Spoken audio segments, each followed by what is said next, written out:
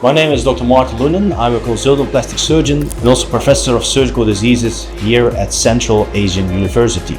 I'm also the program director for the general surgery and plastic surgery residency program. We developed a unique 4-year program instead of 2 years where we train our residents to become independent surgeons ready for a surgical career.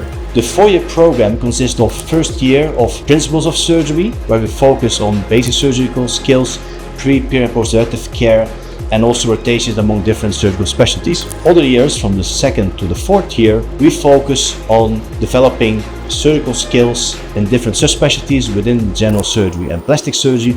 And we also provide an opportunity to go abroad for a stage of at least 6 months, and you will be trained also by very renowned international faculty.